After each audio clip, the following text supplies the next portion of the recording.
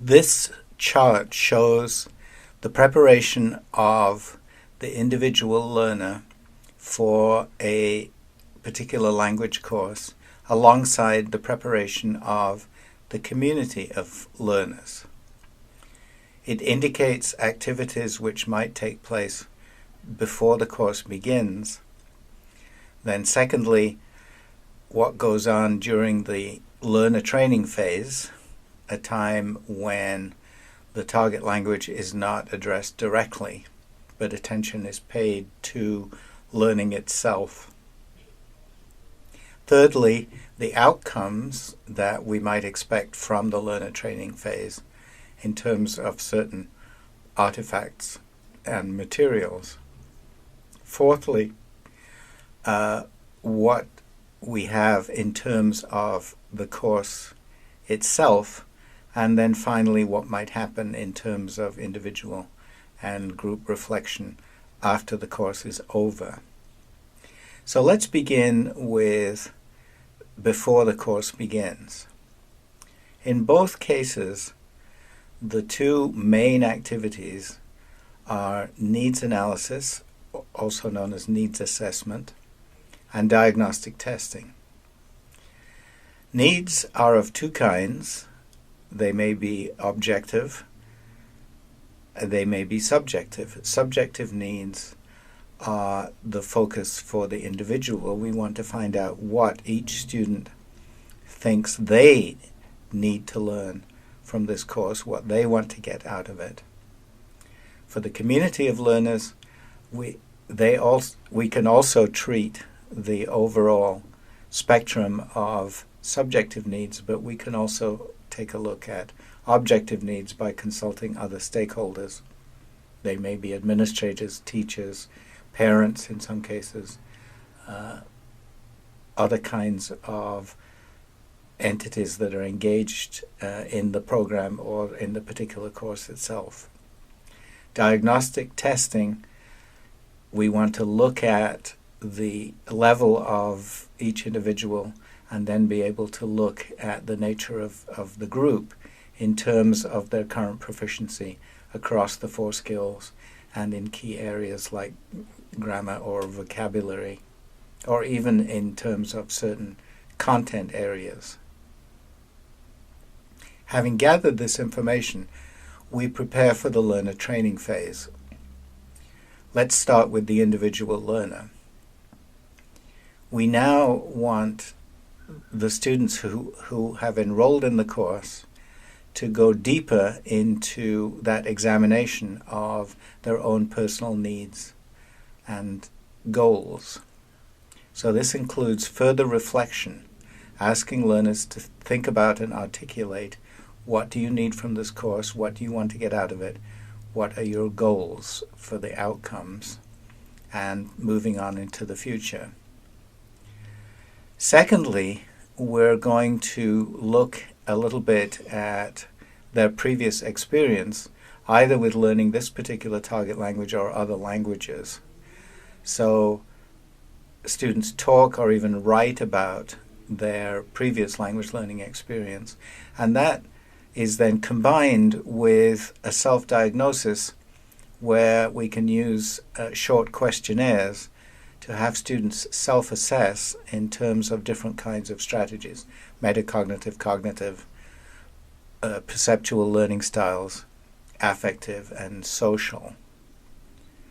All the while, what we're doing is comparing where the students themselves think they are and where they want to go with the evidence from the diagnostic testing, so that we can confirm the particular gaps in the proficiency of individual students, and, as we'll see in a moment, build that into an overall profile.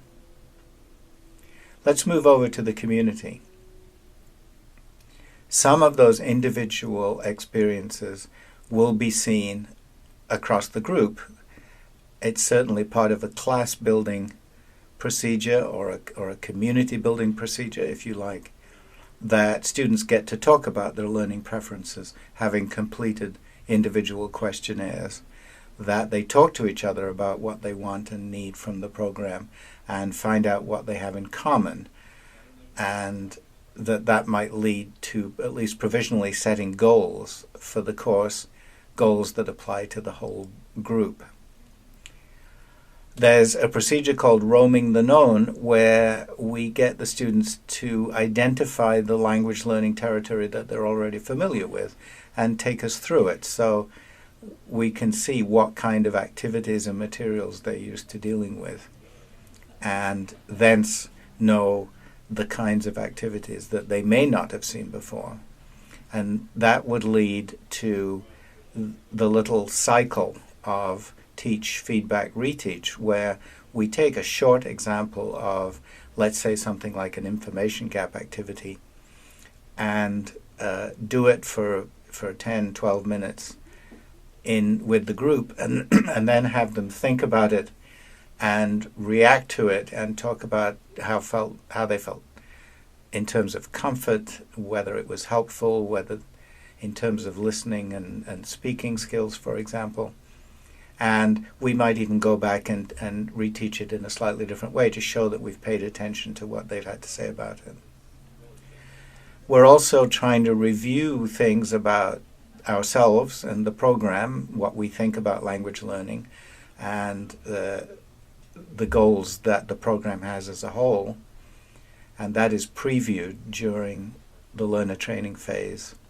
And that will include also a discussion of what we think about the way language is learned and the theories that we pay most attention to and which most inform our own practice.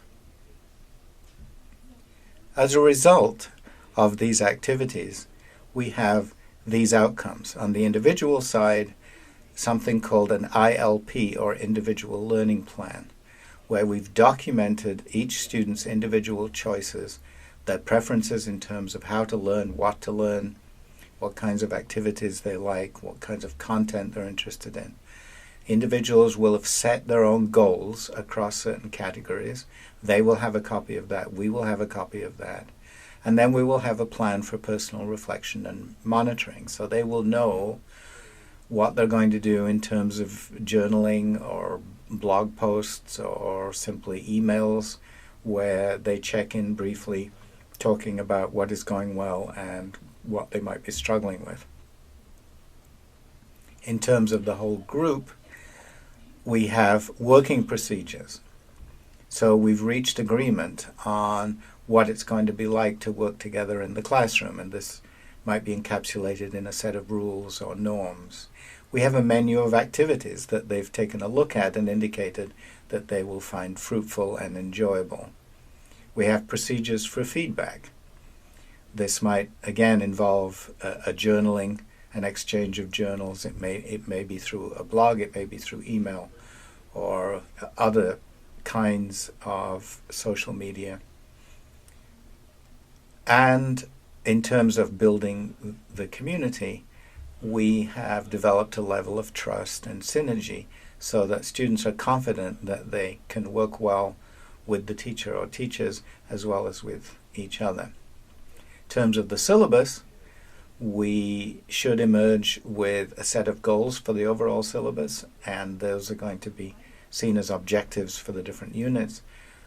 We've discovered what content is going to be interesting and relevant to these students, and got an idea of the kinds of materials that they will find helpful, plus the assessment tools that are going to be used. For the course itself, the individual learner's process continues in reflecting in their learning journal or in a more communal forum or in a class meeting at the end of each week or every other week, going back to those specific needs and wants that they expressed at the beginning of the course and seeing how that has shifted, what things they're achieving, if there are new things that are coming up that they feel that they want. In terms of the community as a whole, we may use techniques like a mid-course review, weekly group meetings with the instructor or the program director to talk about the progress and any adjustments that need to be made. As the course comes to an end, on the individual side, we're looking for individual feedback. These may be from case studies of particular students, interviews, and we may have audio or video data collected as an archive from what happened in this course. Also, beyond the course itself, for example, in an EAP situation where the students will then go into actual courses in a degree program, we can also follow them and continue to collect information about how well they're doing and how good a job we did to prepare them for that. In group terms, we will have program course evaluations, group feedback, and so forth. And again, if we're able to follow them into the target situation, we can use questionnaires, group interviews, and so forth to collect information about how well they were prepared for what they're doing. So that's the picture with a few of the specific ideas about how, at both individual and community level, we involve students in a very conscious way in thinking about their learning, their goals, what they look for in terms of the content and the procedures of a particular course, and how that information is collected and put together and used during the process of administering and delivering the course, and then even beyond that, to go and find out how well the course functioned in preparing students for the target situation.